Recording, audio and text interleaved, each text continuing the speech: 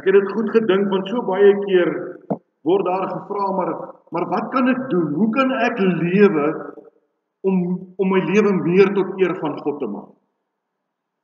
Nou, liewe broer en suster, ons Here Jesus Christus, ons kry in die geleesde gedeelte oproepe wat na ons as gelowiges se kant toe kom. Die eerste is om alle hoop op die genade van Jesus Christus te vestig. Met ander woorde, dat ons nie op ons eie krag moet staat maak nie, maar dat ons krag in God Drie-enig moet gaan soek. Om persoonlik en saam met gelowiges te groei. Jy weet, Johan hulle sal dit nou baie goed beleef met die nuutste toevoeging tot hulle familie.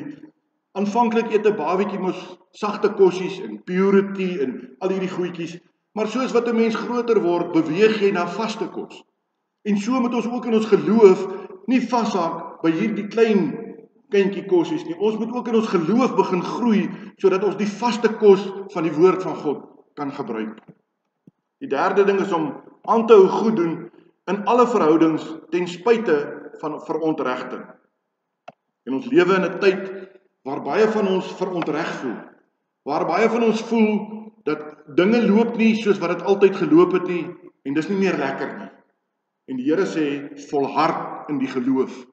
Met ander woorde, moenie dat hierdie dinge wat aan die kante gebeur, jou van stryk afbring. Volhard in die geloof. En dan die vierde oproep gaan nou oor die korrekte gedrag binne die kerk van Jesus Christus. En baie interessant word die ouderlinge aangespreek. Ja, niemand word vrygeskel nie, die ouderlinge word aangespreek. Dan word die jongeres aangespreek. En dan laastens kom die hele gemeente voor die regterstoel van God te staan. Petrus is besig om die jong gelowiges op te roep om nederig teenoor God, maar ook nederig teenoor mekaar te lewe. Die oproep geld egter nie net vir hulle nie. Dit geld vir alle ouderdomme. Almal van ons behoort nederig teenoor mekaar te lewe. As jy onthou, na Jesus Christus word verwys as die diensknegt by uitnemendheid. Dis die voorbeeld van ons wat ons het. Dan moet u en ek diensknegt van almal rondom my wees. Ons het dit in kerkverband bietjie makliker gemaak. Die dominee aanvaar verantwoordelikheid vir die hele gemeente. Die ouderling aanvaar verantwoordelikheid vir sy wijk, saam met die diaken, om in diens te staan van hierdie mense. Petrus wys in vers 6 daarop dat gelowiges hulle aan die kragtige hand van God moet onderwerp, want hy sal hulle verhoog. Intussen kan hulle maar hulle bekommernis by God se voete gaan neerlê. En jy weet, liewe broer en suster, in ons menswees, in ons swakheid, maak ons oë toe en ons bid en ons pleit by die Here om ons by te staan en ons te help. Maar as ons my oë opmaak, dan is dit so asof ons sê, Here, staan bietjie op sy, dat ek kan aangaan met my lewe en dat ek kan reël hoe dinge moet verloop. En daarom sê die Here, volhard in die geloof. Vers 8 en 9 is 'n samevatting van die oproep van die hele gemeente. Petrus roep al die gelowiges op om wakker en nugter te wees, want die duiwel self soek hulle ondergang. Ons lees nie verniet in die Bybel dat die duiwel rondloop soos 'n brullende leeu om te verslind wie hy in die hande kry nie. Maar die gelowiges het 'n dubbele troos. Eerstens kan hulle hom in die geloof weerstaan, en tweedens lei hulle nie alleen nie. Dwars deur die wêreld is daar gelowiges wat dieselfde soort lyding moet verduur. Petrus sluit dan die gedeelte af met 'n herinnering. Hy sê, God wat alle genade gee, sal die gelowiges laat deel in die heerlikheid van Christus, nadat hulle tyd van lyding, wat nie lank sal wees nie, verby is. Jy sien, daar's altyd iets om na uit te sien. Daar's 'n toekoms, daar's hoop vir die wat glo. In vergelyking met die ewige heerlikheid is die lyding wat u en ek nou hier moet verduur, al duur dit vir ons lewe lank 'n kort tydjie. Want ons is hier met ons tentwoning besig, en 'n tent is 'n tydelike woning. Maar wanneer ons verhuis gaan ons na ons ewige heerlikheid. God sal hulle weer oprig en hulle weer moedig, sterk en standvastig maak. Daarna sluit hy die brief met 'n lofprysing af aan die Here. Ek wil graag by hierdie gedagtes, hierdie lofprysing, hierdie manier van lewe vanoggend probeer stil staan, want ons lewe mos in 'n tyd waar ons in 'n boekwinkel instap en sê 5 gedagtes van reiniging, 7 moontlikhede van verlossing en al hierdie dinge, wat eintlik, as ons dit in die woord van God sien, baie meer as dit is. Ek wil graag hierdie gedagtes vanoggend by u inskerp, en dit na aanleiding van 'n boek wat ons as 'n voorgeskrewe boek hanteer het tydens ons studiejare, 'n boek wat daar in die 90er jare baie gewild was onder mense, 'n boek geskryf deur Stephen Covey, en dit het die wêreld totaal storm geloop en almal het hals oor kop hierdie boek gesoek. En verskoon in die Engels, maar die boek se titel was 7 Habits of Highly Effective People. 7 gewoontes van hoogs effektiewe mense. Nou wie van ons, en ek wil jy amper uitdaag om jou hand op te steek, as jy nie die begeerte het om 'n hoogs effektiewe mens te wil wees. Almal van ons wil graag beter wees. En dan, baie kortliks opgesom, was hierdie gewoontes, en ek het dit sommer in Afrikaans vertaal, die eerste wat hy genoem het is wees proaktief. Met ander woorde, neem inisiatief, wees verantwoordelik vir jou dade. Die tweede ding, begin met die einde in sig. Sien die uitkoms wat jy wil hê, terwyl jy terselfdertyd jou waardes nou uitlewe. Die derde ding wat Steven gepraat het, het hy gesê, prioriseer. Eerste dinge, eerste. Laat toe dat jou waardes, jou gevoelens en jou impulsiwiteit dissiplineer. Die vierde ding wat hy van praat is, beplan om te wen en wen. Leef met 'n houding van geen verloor is 'n opsie. Die vyfde ding wat Steven van praat is, leer eers om te verstaan. Fokus op luister en die antwoorde. En ek sê so baie, ons luister vandag nie om te hoor wat iemand vir ons sê nie, ons luister om te antwoord op wat hy sê. En so baie gebeur dit dat ek sê, luister net mooi wat ek vra. Moenie luister om te antwoord nie, luister wat ek vra. En dan sal ons nou die baie interessante spreekwoord of dingetjie wat die mense vir mekaar sê, hoekom het die Here vir ons 2 ore en 1 mond gegee? Dat ons dit in daardie verhouding moet gebruik. 2 maal meer luister as wat ek 1 maal kan praat. Die 6de ding wat Steven van praat is sinergie. Stel in staat om meer energie vry te stel as dit wat jy ingesit het. Die 7de ding, ook 'n Bybelse beginsel, balk in jou eie oog. In Engels het hy gesê, sharpen the saw. Kyk na jouself, fisies, verstandelik, sosiaal, emosioneel en geestelik. Maar lees ons dan hierdie deel in die Bybel, dan het Petrus in die 1ste eeu na Christus al iets soortgelyks op die tafel neergesit vir ons as gelowiges. Dis hoekom ek sê, ons kan seker praat van goeie gewoontes van uitstaande gelowiges. Nou as jy 'n uitstaande gelowige wil wees, wat ek oortuig is, almal van ons wil baie graag wees, dan is daar 'n paar goedjies wat Jesus Christus deur Petrus vir ons na vore gebring het. Hy sê, 'n gewoonte om nederig te wees. Die Here sê, ons moet onsself verminder, verwerp, sodat hy ons kan verhoog. Ons kan meer bereik as ooit, wanneer ons ophou om op ons eie te probeer en eerder God se kragtige hand toelaat om die deure vir ons oop te maak. Maar bid ek met oortuiging, of bid ek soos ek net nou gesê het, en as ek my oë oopmaak, dan sê ek, Here, staan 'n bietjie op sy, dat ek kan aangaan met my daaglikse taak. Of glo ek met alles wat in my is, dat die Here my sal help. Die gewoonte van nederigheid beteken, jy moet jou God ken. Jy moet nie net weet van hom nie, jy moet jou God ken. Jy moet jouself ken. En jy moet jou plek ken. Ek dink hier aan 'n skaakspel. Sodra die hele skaakspel verby is, dan gaan die koning en die pion terug in dieselfde boksie. Niemand is beter as iemand anders nie voor God is almal gelyk.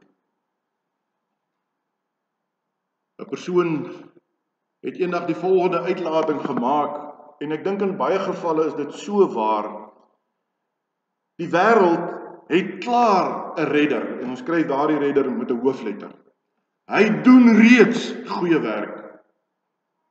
En dis nie ek of jy nie. Ons moet onthou, ons is nooit in beheer nie. Ons was nog nooit in beheer nie, en ons sal ook nooit in beheer wees nie.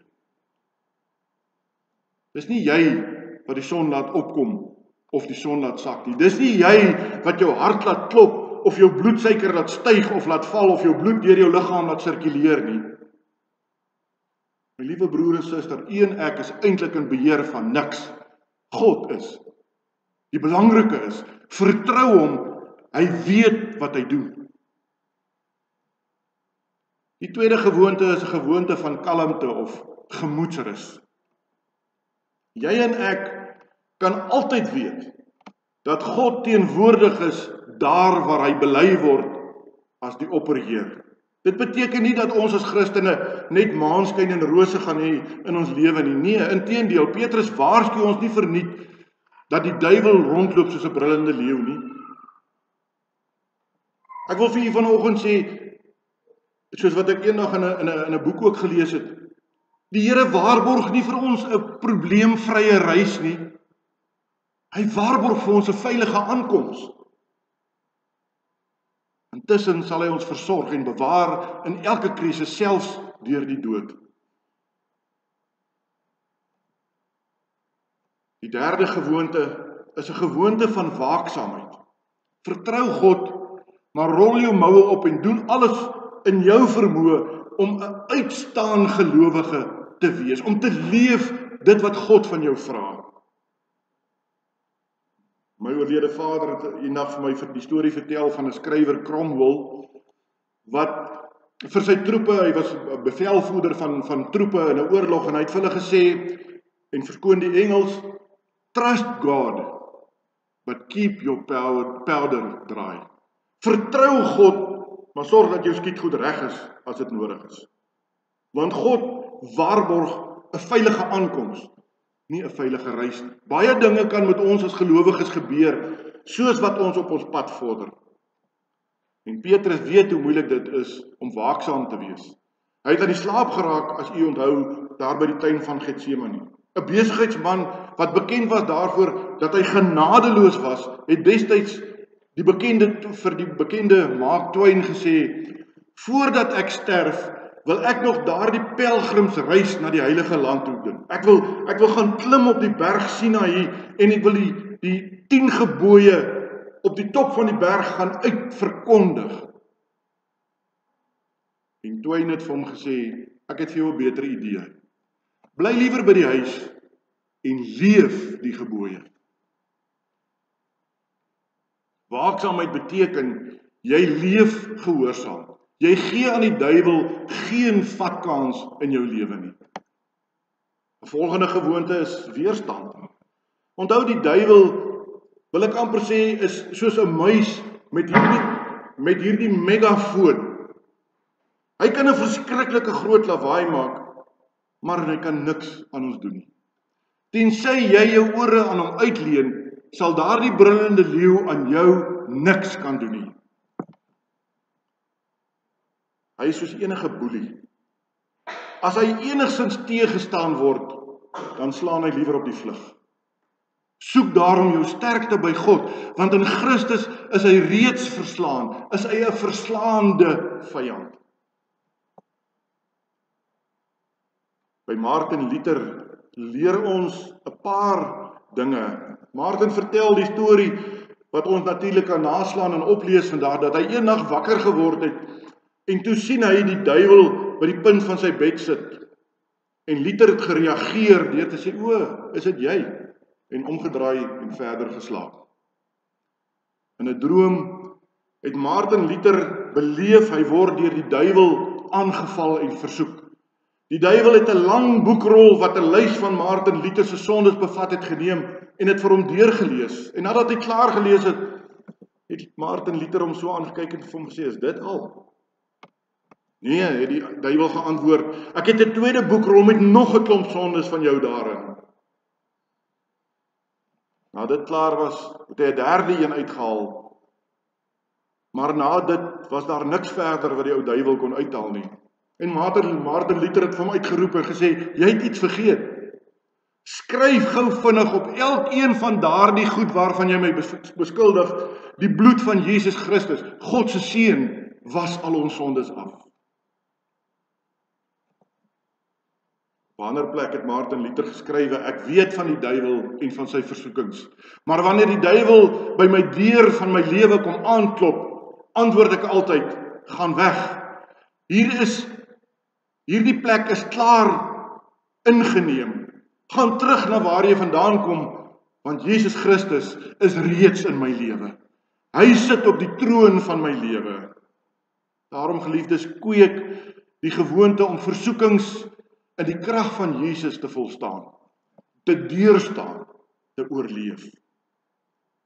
En dan sommer in ons gewone taal, ons ouer manne, die weermagtaal, kweek die gewoonte van vasbyt aan. William Goldman skryf in sy boek Princess Bride, hy sê die lewe is pyn. En enige iemand wat iets anders sê vir u, probeer iets aan jou verkoop. Of soos Catherine Hebben dit sê, die lewe is moeilik. Die lewe is gevaarlik. Jy sterf uiteindelik. Christen wees gaan gepaard met sukkel, gaan gepaard met pyn. Die Here sê vir ons in sy woord, in die laaste dae sal daar moeilike tye wees.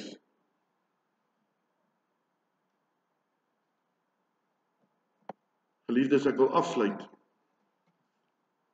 Vers 10 en 11. En mag die God van alle genade self, wat ons geroep het tot sy ewige heerlikheid in Christus Jesus, nadat hy ons 'n kort tyd gelei het, julle volmaak bevestig, versterk en grondves. Aan hom die heerlikheid en die krag tot in alle ewigheid. Amen. Kom ons bid saam.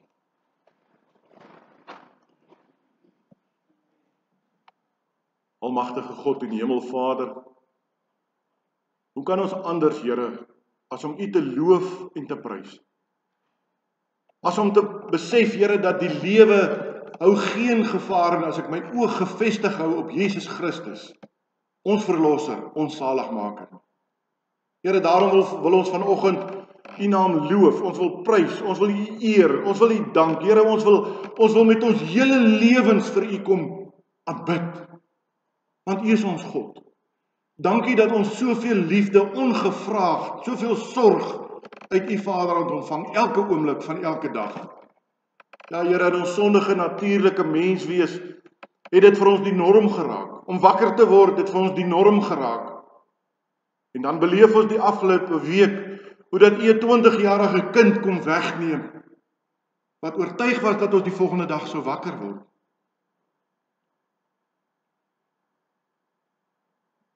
Here, ons besef dat ons lewens in U hand is. Dat U ons lei op die pad wat U vir ons uitgestip het. Help ons, Here, om te lewe dit wat U van ons verwag. Here, ek wil bid vanoggend vir ons gemeente. Ek wil bid vir ons gemeenskap. Here, ek wil bid vir die Jukskei spelers wat hierdie week van heinde en verre oor ons land hier saamgetrek word. Here, dat ons U gees, U lewe in elkeen sal sien. Help ons om te verander, hierdie hart van klip uit ons uit te ruk en vir ons 'n hart van vlees te gee. Dat ons liefde tot God en ons liefde tot ons naaste sal seëvier, tot U eer, tot U verheerliking, maar ook tot ons saligheid. Dit bid ons in diepe afhanklikheid, in die naam van Jesus Christus ons Here. Amen.